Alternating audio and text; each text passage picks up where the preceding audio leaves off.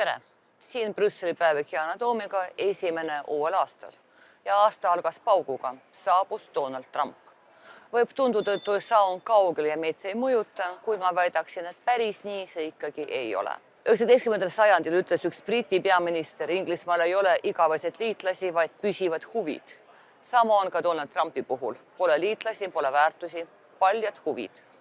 USA võtab seda, mida arvab omaks, tugevama õiguse järgi, sest Ameerika on üle kõige. See riik on suur, oli suur ja saab olema veelgi suurem ja erakordsem. Ameeriklane on parem kui keegi teine. Ameeriklased ehitasid raudteed ja pilvelõhkujaid, vallutasid merd ja mägesid, olid kahes maailmasõjas võitjad, võitsid fašismi, kommunismi, tõstsid inimesi kosmosesse ja lähevad ka Marsile. See siin pole minu fantaasia, see on peaaegu otsene tsitaat Ameerika Ühendriikide uuelt presidendilt. Kui teda kuulad, tundub, et keegi peale Ameerika pole ehitanud raudteed, võitnud fašismi ega käinud ka kosmoses. Trumpi valija usub vist seda. Sellele valijal on häbi, et keskmine ameeriklane elab täna nii kehvasti. Aga see kõik on demokraatide ja Ameerika vaenlaste vandenõu. Trump aga ütleb, olen Jumala välja valitu, Jumal tahab, et ma juhiksin USA-d helgesse tulevikku ja tänu mulle on kuldne ajastu juba alanud. Kuidas see isikukultus Euroopa Liidu jaoks välja kukub? Kõigepealt tuleb unustada vähemalt 4 aastaks, et USA on liitlane. Trumpi ajal meenuvad igasugused läbirääkimised, kauplemist või isegi väljapressimist. Tegelikult on mõlemad juba täies hoos. Esiteks nõuab Trump, et NATO riigid tõstaksid kaitsekulutusi 5% SKT-st, vastasel juhul lahkub USA NATO-st. Muide, Ameerika ise kulutab kaitsele protsentuaalselt sama palju kui Eesti, 3,4%.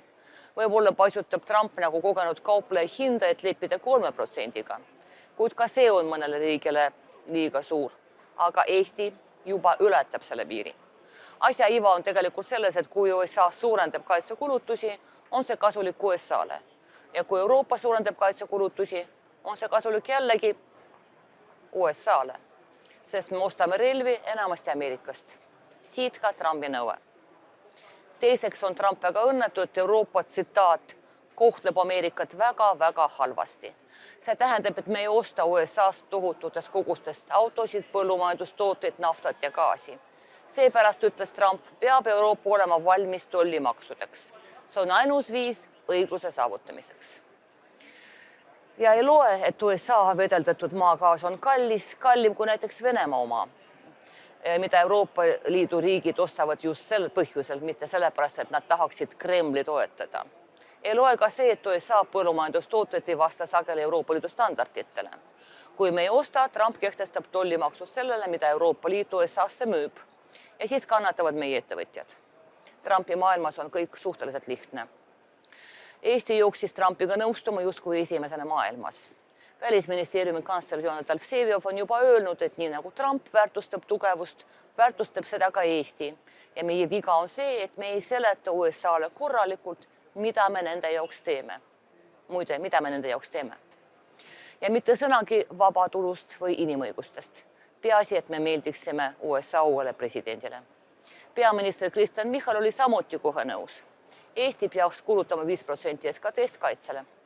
Kust see raha peaks tulema? Michal loodab rahastamist Brüsselilt. Mina ütleksin, et põhjendamatult. Ja on valmis ka kulusid kärpima ja laenu võtma. Nagu mäletame, usuvad reformierakondlased, et majandusarenguks laenata ei tohi. Relvade ostmiseks USA-st tohib ja peab.